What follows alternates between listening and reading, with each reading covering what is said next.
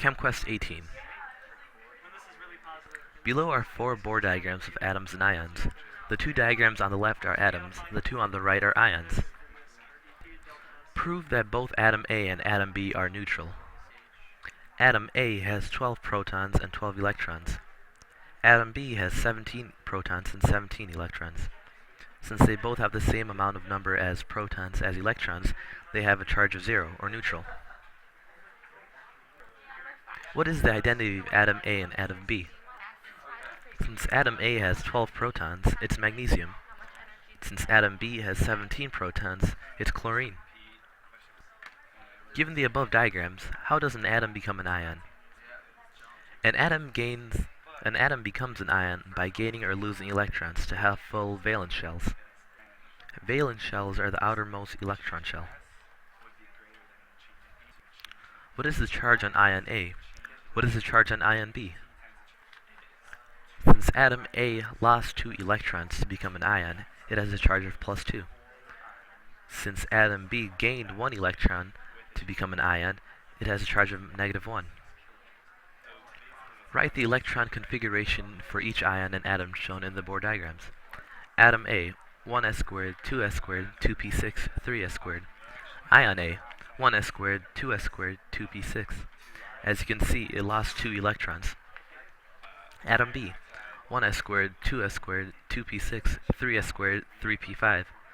Ion B, 1s squared, 2s squared, 2p6, 3s squared, 3p6. As you can see here, it gained 1 electron. Consider the electron configuration that you wrote for ion A. What atom has the same electron configuration as this ion? Neon, because it has 10 electrons. Consider the electron configuration that you wrote for ion B. What atom has the same configuration as this ion? Argon, because it has 18 electrons. Bromine atoms always gain 1 electron and become an ion.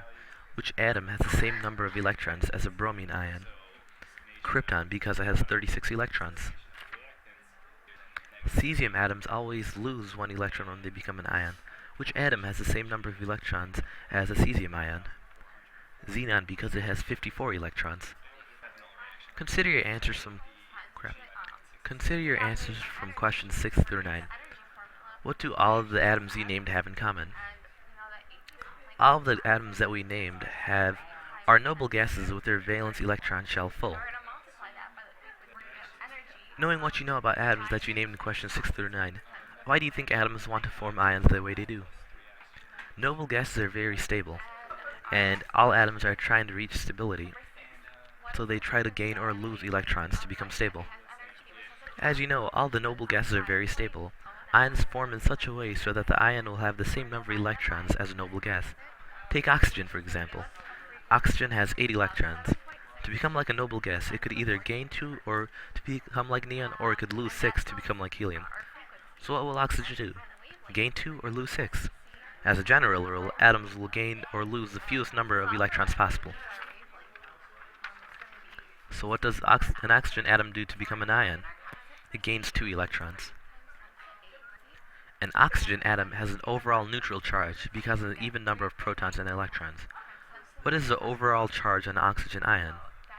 The overall charge would be -2 because it gained 2 electrons. Consider an aluminum atom.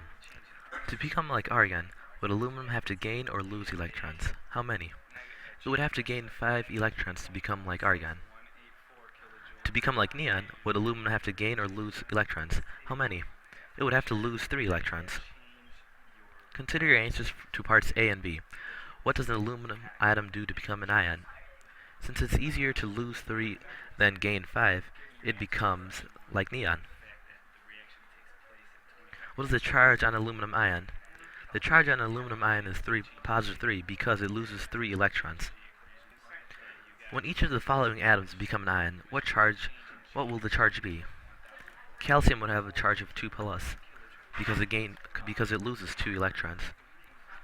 Chlorine will have a charge of -1 because it gains an electron. Nitrogen will have a charge of 3- because it gains 3 electrons.